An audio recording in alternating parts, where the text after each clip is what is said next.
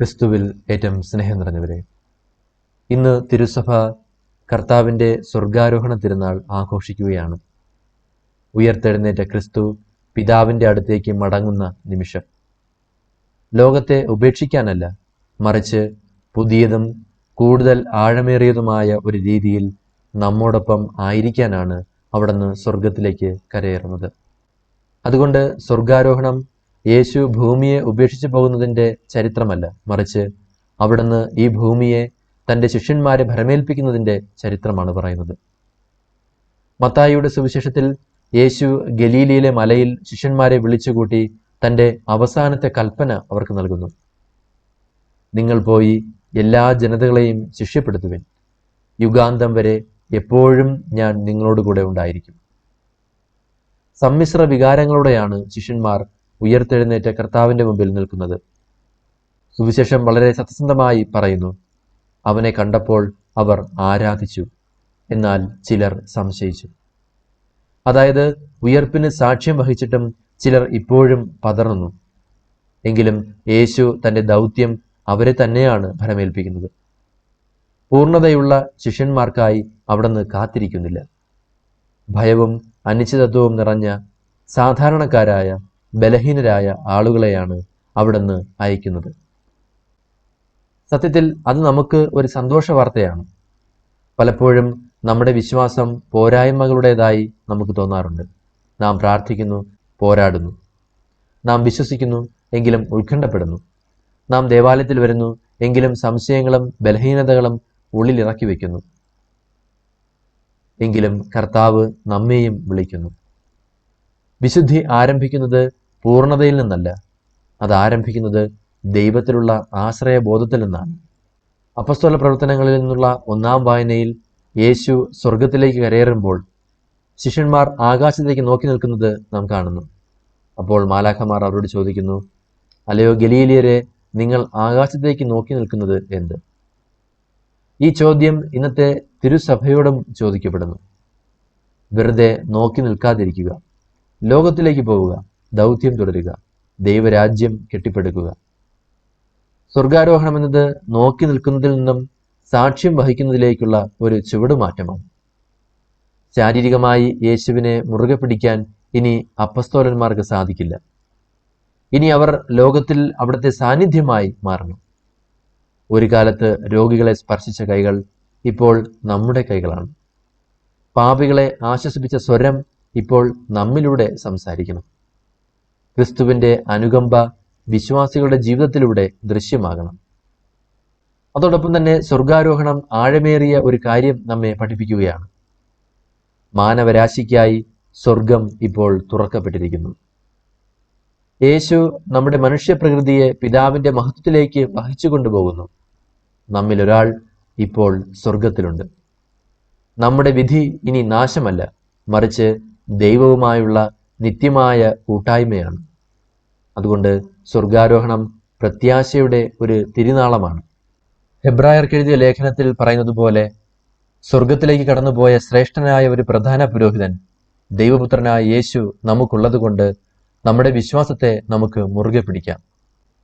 മഹാനായ വിശുദ്ധ ലയോ പാപ്പ പഠിപ്പിക്കുന്നു, ക്രിസ്തുവിൻ്റെ സ്വർഗാരോഹണം നമ്മുടെ തന്നെ ഉയർച്ചയാണ്. ശിരസ് മഹത്വത്തിലേക്ക് കടന്നുപോയിടത്ത് ശരീരം പ്രത്യാശയോടെ പിന്തുടരാൻ വിളിക്കപ്പെട്ടിരിക്കുന്നു. അതായത് ക്രിസ്തുവിന് സംഭവിച്ചത് അവിടുത്തോട് വിശ്വസ്തരായിരിക്കുന്നവർക്കും സംഭവിക്കും. നമ്മുടെ അന്തിമ വിധി ശവക്കുഴിയല്ല, നാശമല്ല, മറിച്ച് നിത്യജീവനാണ്. ദൈവവുമായുള്ള നിത്യമായ കൂട്ടായ്മയാണ്. ഇന്നത്തെ ലോകത്തിൽ ആളുകൾ പലപ്പോഴും പ്രത്യാശയില്ലാതെയാണ് ജീവിക്കുന്നത്. പലരും ഭാവിയെക്കുറിച്ച് ഉത്കണ്ഠാകുലരാണ്. സമൂഹത്തെ ഓർത്ത് നിരാശരാണ്. രോഗങ്ങളാലും ഏകാന്തതയാലും അനിശ്ചിതത്വങ്ങളാലും ഭയപ്പെടുന്നവരാണ്. സ്വർഗാരോഹണം നമ്മുടെ കണ്ണുകളെ ഈ താൽക്കാലിക യാഥാർത്ഥ്യങ്ങൾക്കപ്പുറത്തേക്ക് ഉയർത്തുന്നു. സ്വർഗം തുറന്നുകൊണ്ട് ക്രിസ്തു മനുഷ്യരാശിയോട് പറയുന്നു, നിങ്ങൾ സൃഷ്ടിക്കപ്പെട്ടിരിക്കുന്നത് നിത്യ മഹത്വത്തിനായാണ്. എന്നാൽ ഈ മഹത്വത്തിൽ പ്രവേശിക്കുന്നതിന് മുമ്പ് നാം നമ്മുടെ ദൗത്യം പൂർത്തിയാക്കേണ്ടതുണ്ട്. യേശു കൽപ്പിക്കുന്നു, പോയി എല്ലാ ജനതകളെയും ശിഷ്യപ്പെടുത്തുവിൻ.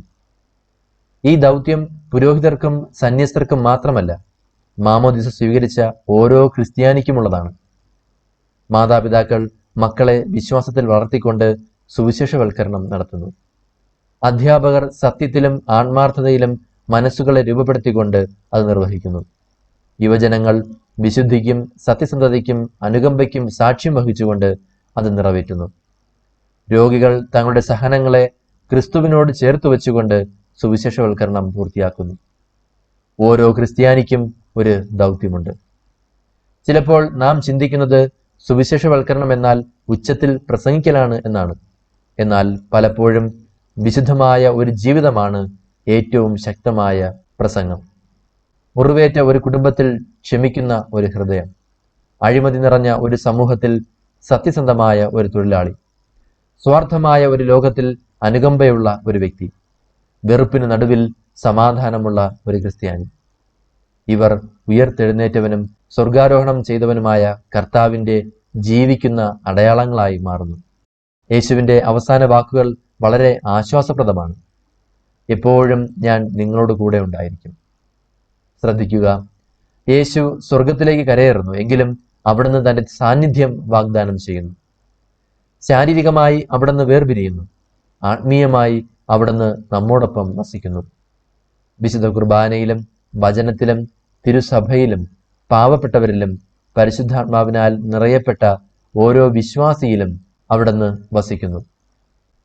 സ്വർഗാരോഹണത്തിന് ശേഷം വളരെ വേഗം പെന്തക്കുസ്ത തിരുനാളിൽ ശിഷ്യന്മാർ പരിശുദ്ധാത്മാവിനെ സ്വീകരിക്കുകയും ഭയപ്പെട്ടിരുന്ന അപ്പസ്തോലന്മാർ ധീരമായ സാക്ഷികളായി മാറുകയും ചെയ്യുന്നുണ്ട്. ഒരിക്കൽ ക്രിസ്തുവിനെ തള്ളിപ്പറഞ്ഞ പത്രോസ് ധൈര്യത്തോടെ ക്രിസ്തുവിനെ പ്രസംഗിക്കുന്നു. അതേ ആത്മാവ് തന്നെയാണ് നമുക്കും നൽകപ്പെട്ടിരിക്കുന്നത്. അതുകൊണ്ട് സ്വർഗാരോഹണം കർത്താവിൻ്റെ ജീവിത ചരിത്രത്തിലെ ഒരു അവസാനമല്ല, അത് തിരുസഭയുടെ ദൗത്യത്തിൻ്റെ തുടക്കമാണ്. ഇന്ന് കർത്താവ് സ്വർഗാരോഹണം ചെയ്യുന്നു, എന്നാൽ അവിടുത്തെ പ്രവൃത്തി നമ്മിലൂടെ തുടരുന്നു. അതിനാൽ നമുക്ക് നമ്മോട് തന്നെ ചോദിക്കാം, നാം വെറുതെ സ്വർഗത്തിലേക്ക് നോക്കി നിൽക്കുകയാണോ അതോ ഭൂമിയിൽ സാക്ഷ്യം വഹിക്കുകയാണോ ചെയ്യുന്നത്? നമ്മുടെ വാക്കുകളിലൂടെയും പ്രവൃത്തികളിലൂടെയും ആളുകൾ ക്രിസ്തുവിനെ കണ്ടുമുട്ടുന്നുണ്ടോ? മിഷണറി ഹൃദയമുള്ള ശിഷ്യരായി തീർന്നിട്ടാണോ നാം ജീവിക്കുന്നത്? സ്വർഗാരോഹണം ചെയ്ത കർത്താവ് നമ്മുടെ ഹൃദയങ്ങളെ നിരാശയിൽ നിന്ന് പ്രത്യാശയിലേക്കും, ഭയത്തിൽ നിന്ന് ധൈര്യത്തിലേക്കും, നിഷ്ക്രിയത്വത്തിൽ നിന്ന് ദൗത്യത്തിലേക്കും ഉയർത്തട്ടെ. പരിശുദ്ധാത്മാവിൻ്റെ ആഗമനത്തിനായി അപ്പോസ്തലന്മാർക്കൊപ്പം പ്രാർത്ഥനാപൂർവം കാത്തിരുന്ന പരിശുദ്ധ കന്യകമറിയം അവിടുത്തെ പുത്രന്റെ ദൗത്യം നാം തുടരുമ്പോൾ മറ്റൊരു പെന്തക്കുസ്തയ്ക്കായി നമ്മോടൊപ്പം ഉണ്ടായിരിക്കട്ടെ. സർവശക്തനായ ദൈവം പിതാവും പുത്രനും പരിശുദ്ധാത്മാവും നമ്മെ അനുഗ്രഹിക്കുമാറാകട്ടെ. ആമേൻ.